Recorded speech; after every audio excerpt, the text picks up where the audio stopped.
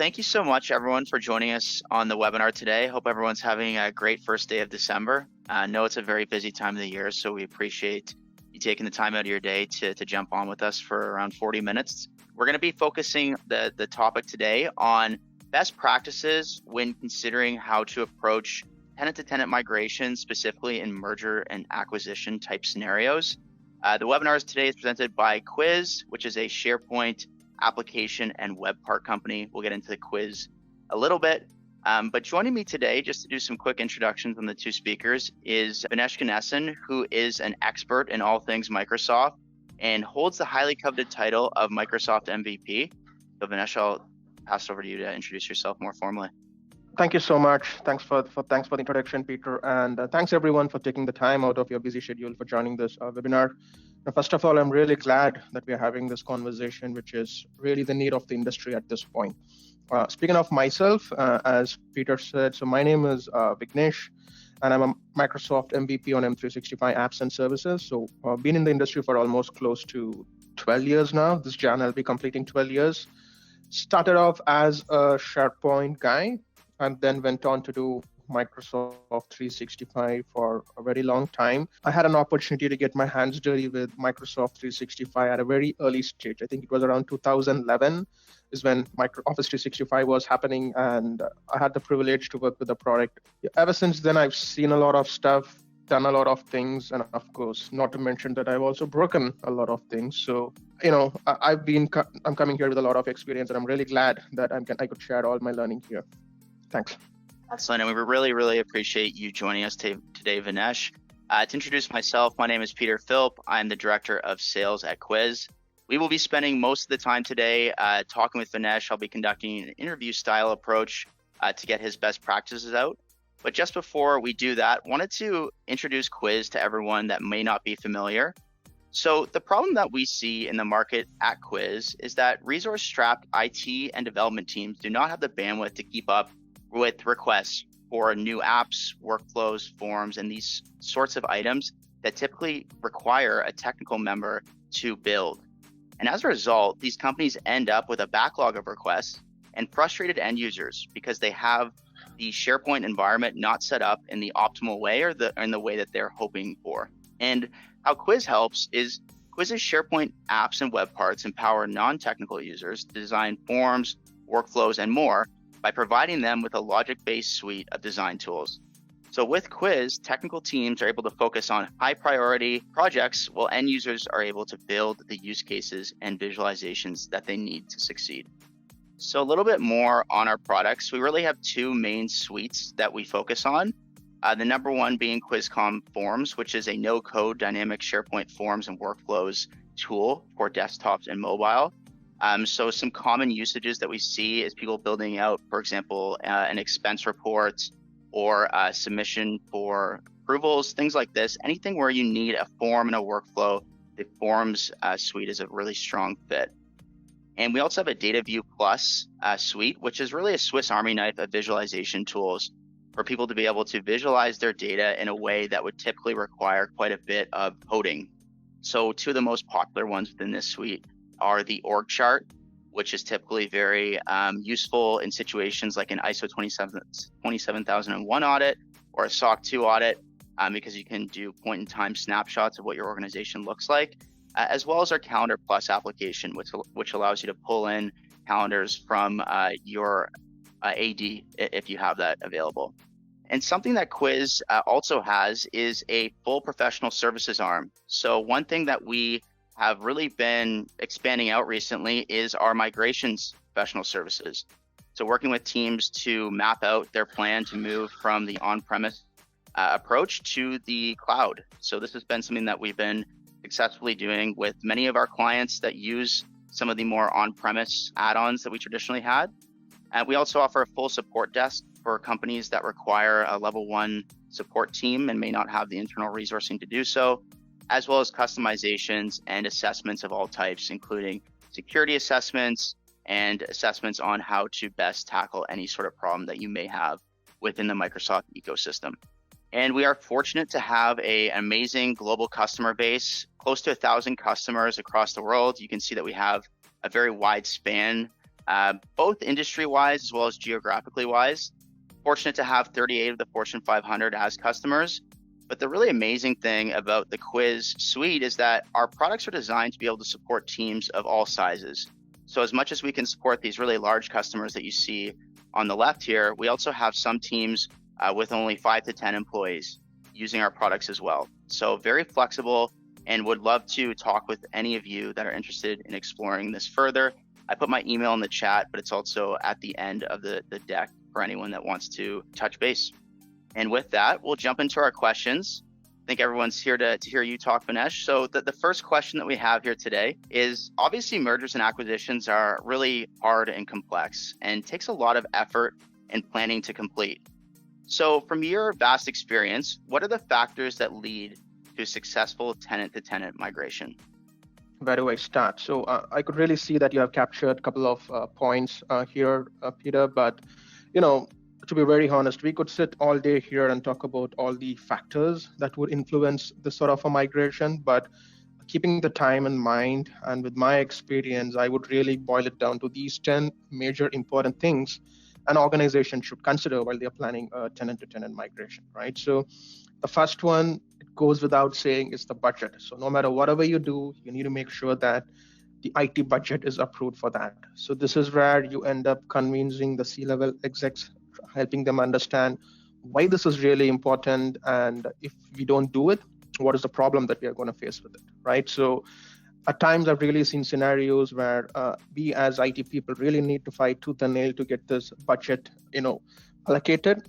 But this is the first step, is what I would like to recommend. So make sure that your organization understands the value and make sure that you have enough budget allocated for this exercise.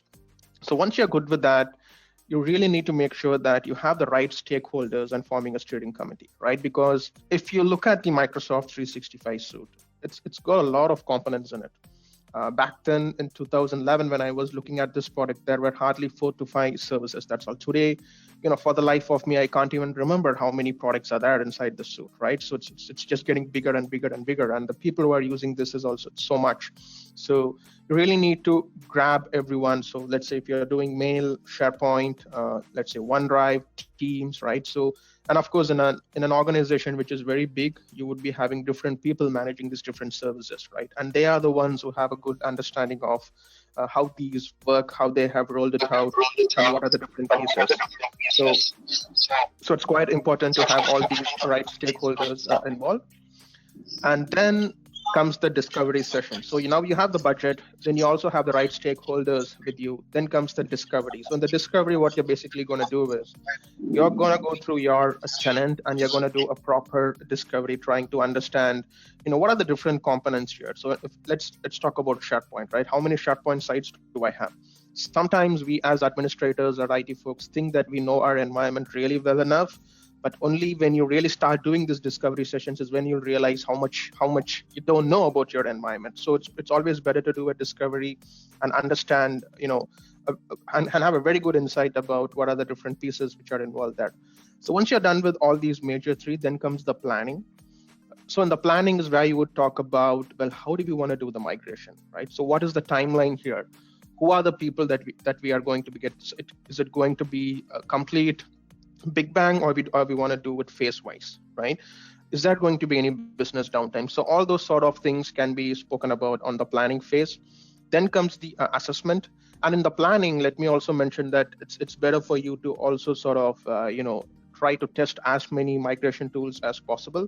There are a lot of wonderful vendors out there who have lovely tools. So in the planning phase, if possible, take the opportunity to test these migration tools. Then comes the assessment. So in the assessment, basically, you really want to, do some test migrations just to see whether the migration tool that you have finalized is really working out, whether it does the job as expected. And this is something that you really want to go forth with. So what I would recommend is it's always better to do a small sort of a POC just to understand whether things are working fine. Then comes the approach. In the approach, as I was talking in the beginning, right? And this depends from company to company. If you're a small shop, then things could be done on weekends, right?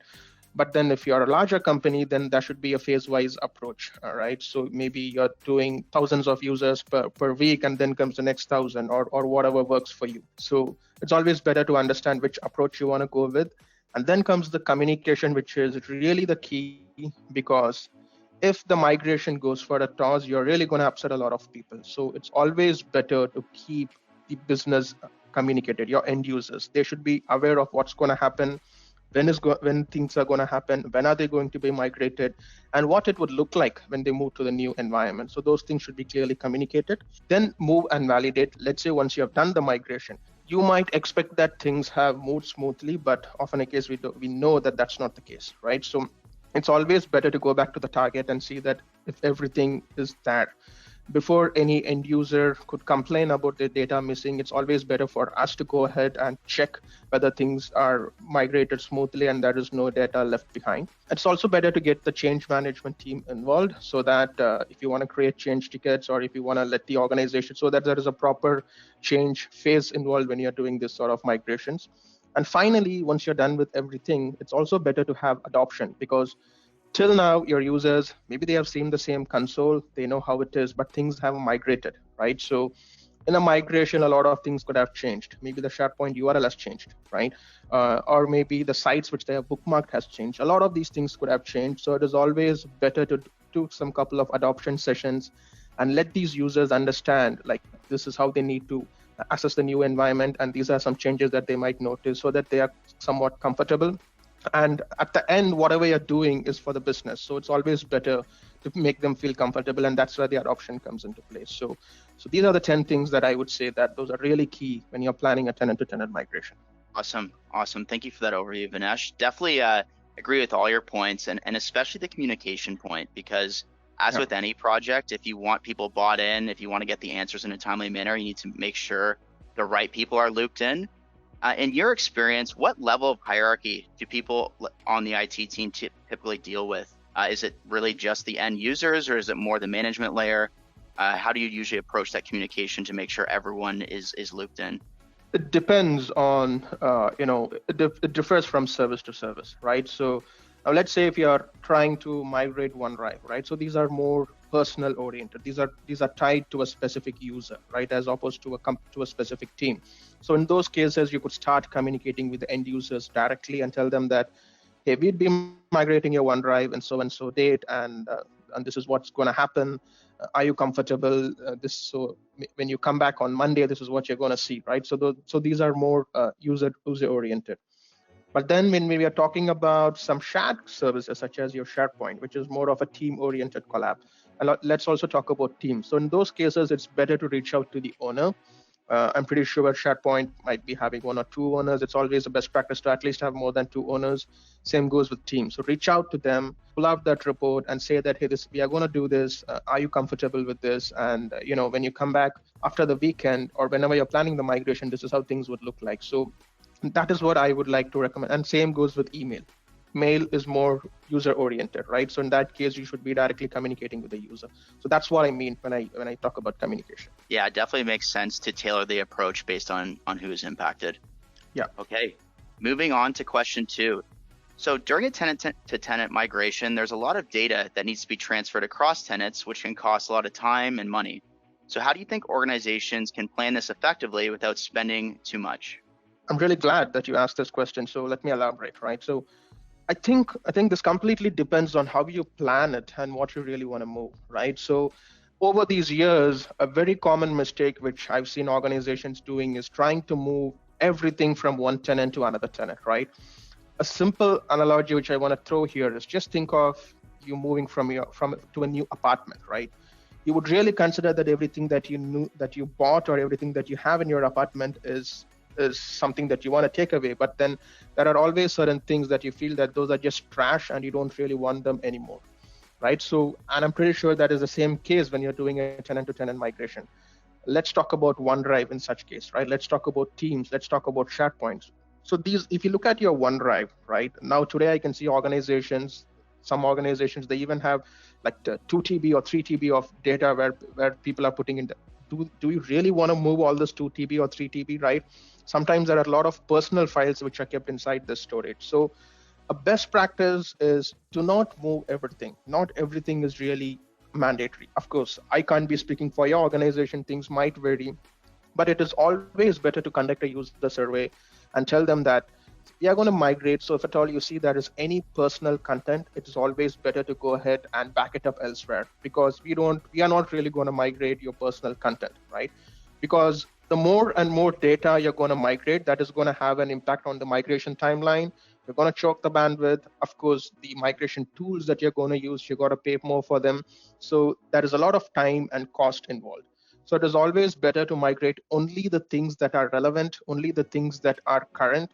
And for the rest ones, it's always a better practice to either ask the users to clean up their old stuff, or they could back it up elsewhere, and you really focus on what really matters. In the case of SharePoint, I often see scenarios wherein you could see multiple SharePoint sites created for the same purpose, right? So it's of course they had a different reason when they were created, but is that reason still valid, right? So when you reach out to the site owners and ask, hey, I see two different SharePoint sites created for the same purpose, do you really need the other one? So when you start asking these sort of questions is when you could really start cleaning up all the duplicate stuff or unwanted things. And even in case of emails, it's always a best practice to say to the users that maybe only the last 2-year-old emails could move, or last 1 year email could move, and the rest everything could be backed up to a local PSD file, which they can attach once again. So with these kind of things and educating, of course, this comes with a lot of user education. You really need to show them how to do all these things. And once you're done with this, then you could really minimize the time that you're going to spend on the migration. And I would recommend going with this approach rather than migrating everything, which is simply going to influence the time and the cost that you're going to put in. Yep. Awesome. Definitely makes sense. And in terms of when you're deciding on what to cut and what not to cut, I think it's a great point around conducting surveys. And it comes back to communication, right? Because if you're involving the end users in those decisions, then they're more likely to be bought in and help you out when you need them to. Thinking about some of the experience that you have in actually conducting these, are there any common areas or common updates that people typically make in any of these specific areas when migrating, like some of these applications you see more data cut from or anything like this? Well, of course, specifically on OneDrive. So OneDrive is one area where I see a lot of this going on, because, you literally get 1 TB in some licensing SKUs, you really get 3 TB of storage, which is really a lot of storage that you get in the cloud. Of course, users tend to go and use this a lot. They start dumping everything that they want to put in, right? So OneDrive is such storage where I see a lot of this data being pushed. Of course, people do understand that SharePoint and Teams is more of a Teams collab, so I could see users, being very cautious about what they put in there, because it has a larger visibility. Everybody can see what goes in there. But when it comes to OneDrive for Business, it's more personal, so you could put whatever you want. Sometimes I've even seen vacation videos going into OneDrive for Business, for that matter, right? So for the sake of the discussion, what I would recommend is to always have a good look on OneDrive and see if it really makes sense to move everything or to do a cleanup before you do the migration. All right, moving on to question 3. So in a tenant-to-tenant migration, there are a lot of things that can move, but then there are always those items which either don't migrate or break during the migration. So how do you think organizations should handle these sorts of situations where it doesn't go as it was expected to? Well, of course, and you really bring up a valid point, right? Because in a tenant-to-tenant migration, what's really happening is you're migrating from SaaS to SaaS, which means the underlying infrastructure, everything is running on the Microsoft data centers. So what this means is there are things which could move smoothly. There are things which may not move smoothly. And then there comes a time where there are things that cannot even be migrated, right? So let me explain. For instance, if you're looking at SharePoint, right? The SharePoint contents that you have put in, it could be your documents, your list, your libraries, pages, a lot of these things which you have put in form of data, they could move. But what about the customizations that you have built on top of it? What about these apps? It could be JavaScript apps or any kind of app that you have built on top of your SharePoint sites, right? And what about some workflows that you have built on top of this SharePoint site? So these are things which really cannot move.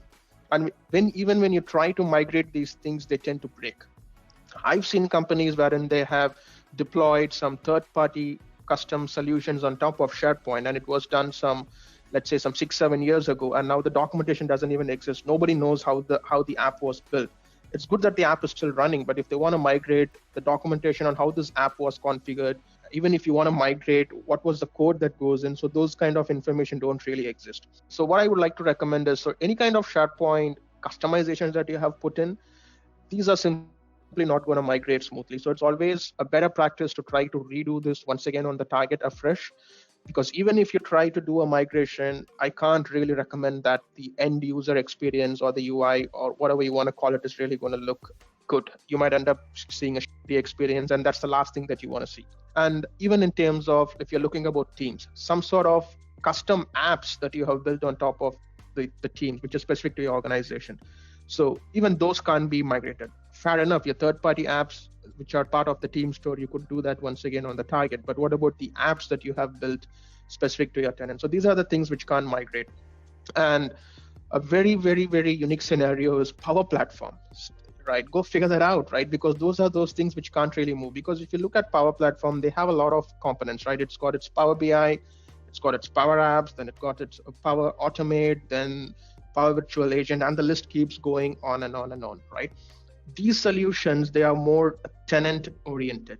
So any sort of a Power Apps or Power Automate, which is built just, let's say, just talking to SharePoint, it's totally fine. But what if you're using some underlying connectors? What if you're using some custom connectors?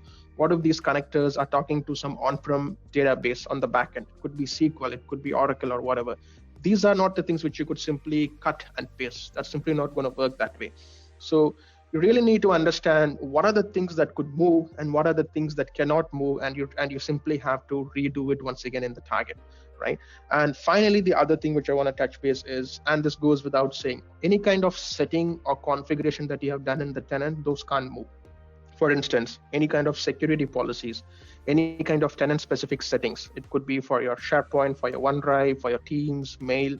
So all these configurations, and we all understand that these are more tenant-specific, and these can't be migrated. You might have to redo those things once you move to the target. So this is what I really want everybody to be cautious about. So you really have a vision and understanding about what can be moved, what cannot be moved, and what are the things that has to be redone on the target once again. Yeah, it's a great point around making sure that the permissions and provisions are set up appropriately for the new environment. It's something that we actually help out with, is that provisioning element of making sure that people don't have access to things that they shouldn't, because that can obviously pose a major compliance security issue if you move everything over and now people can see private documents and these sorts of things. Awesome. And Vignesh, you started to touch on a couple tools, which leads me to my next question here. So in your experience, what are some tools that you have found helpful and would recommend organizations leverage for a tenant migration?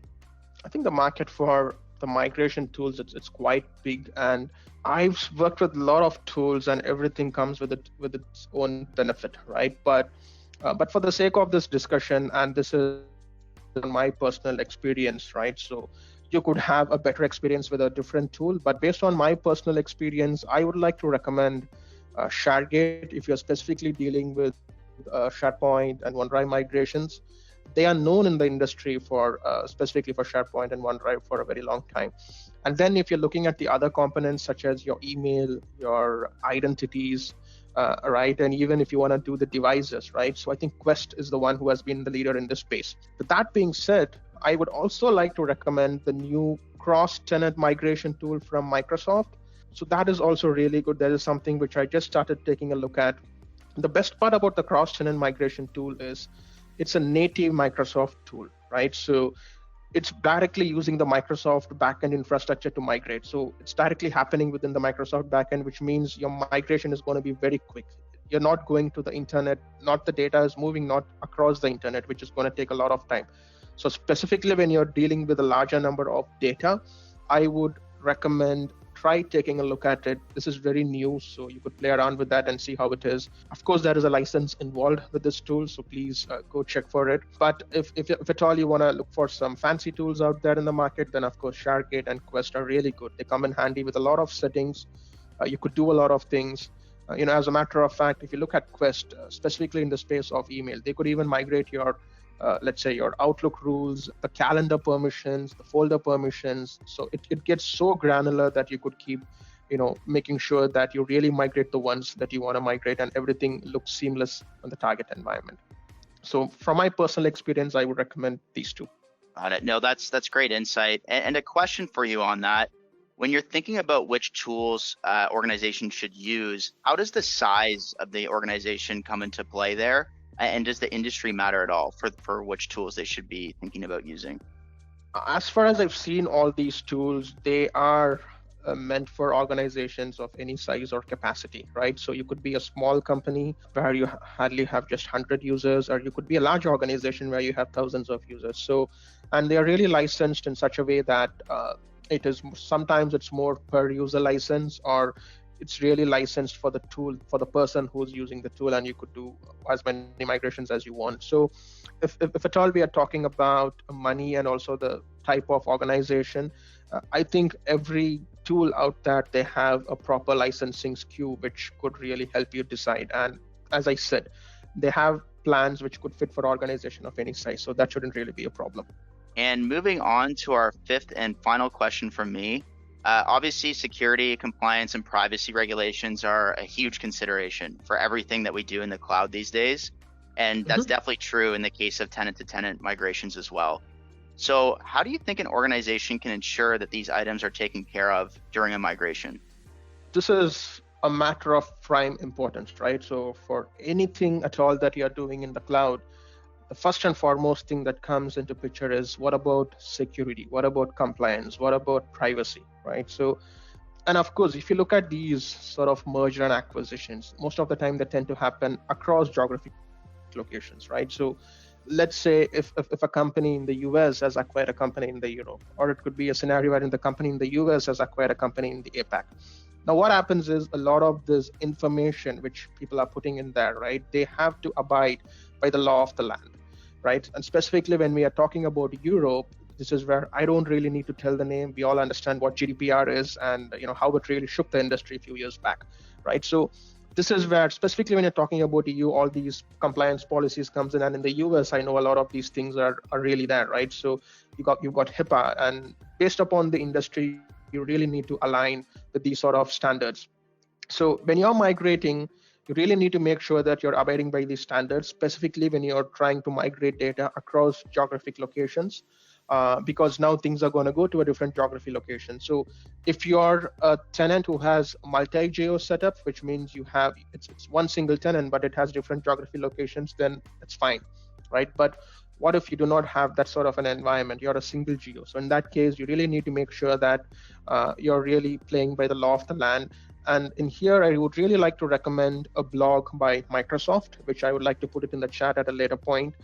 Microsoft has done a wonderful job in documenting all the factors that one should look into or take into consideration when they are doing these sort of migrations. So I would recommend everyone to go and read this and have a very good understanding of how these things work, and so that you don't put yourself into trouble at a later point. Yeah.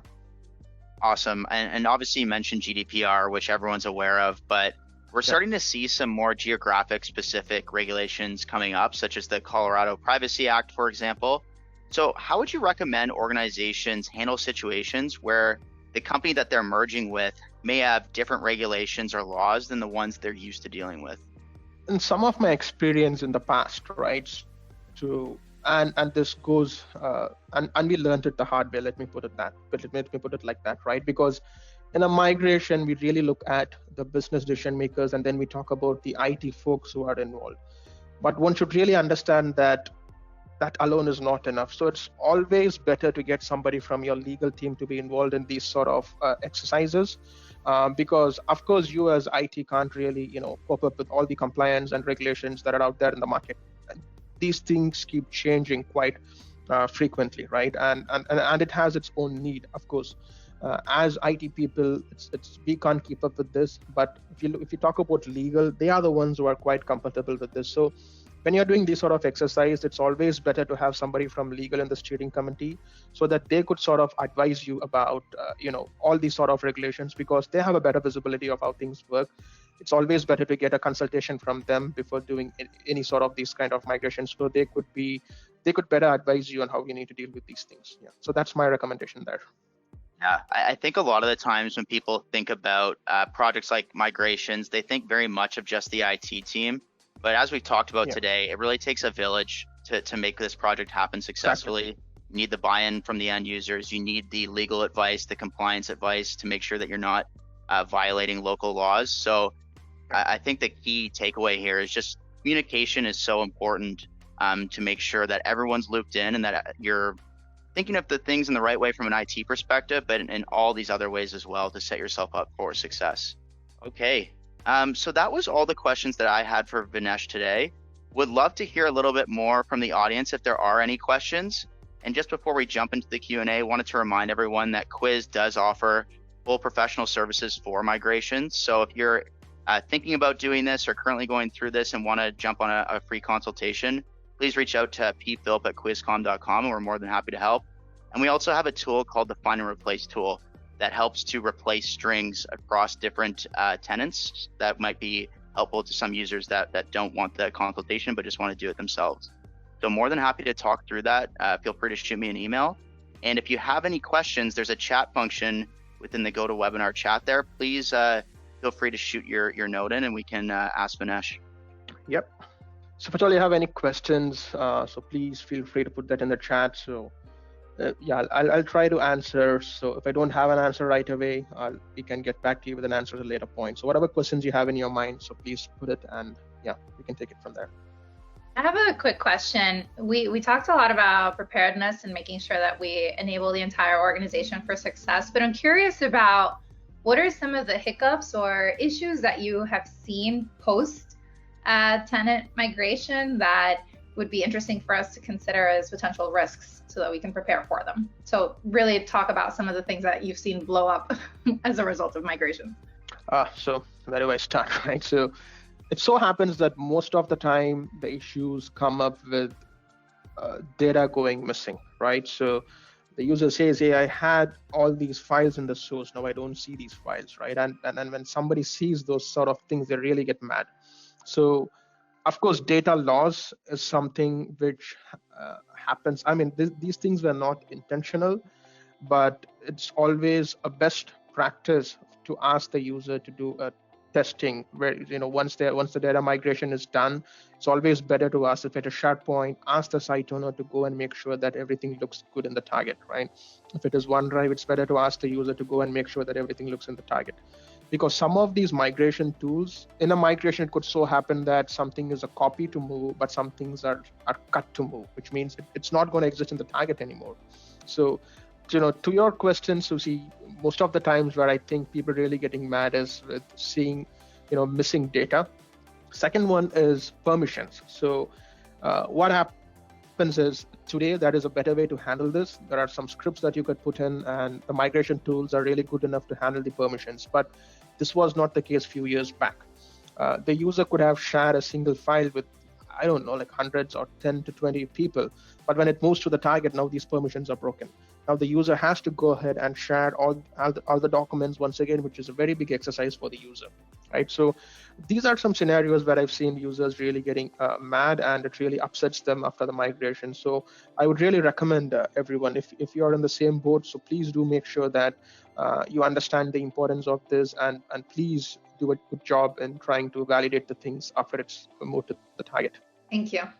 Awesome. I've unmuted all the attendees, so if anyone wants to unmute and ask Vignesh a question, I'll leave it open for another 20 seconds. And if not, appreciate everyone's time today. It's been great talking to you, Vignesh. Really appreciate you joining.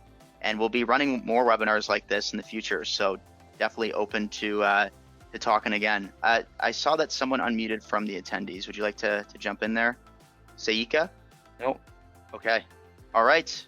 Well, again, have a great rest of your day, everyone. Appreciate everyone joining. And we will speak with you all again soon. Thanks for having me here, Peter. It was a wonderful conversation. Thanks for the time. Bye. Thank you, Vignesh. Bye-bye.